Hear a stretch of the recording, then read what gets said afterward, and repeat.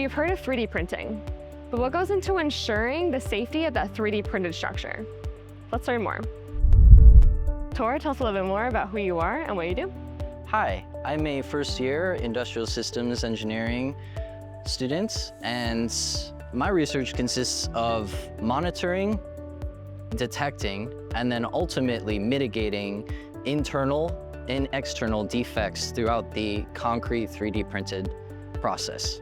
Most traditional research with concrete 3D printing out there is very small scale, so very controlled environments.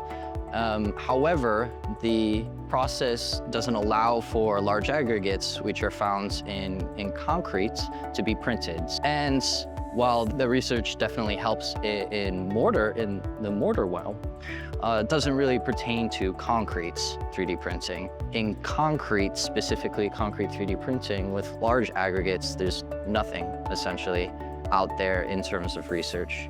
So understanding how and where these defects form and how to mitigate these throughout the print can allow for better control, better prediction throughout the printing process.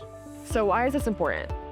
So concrete 3D printing is traditionally done with casting techniques where giant forms are created out of plywood, steel, other materials. This forming process takes about 70% of standard construction time on the work site, and then is also 30 to 50% of the overall concrete cost.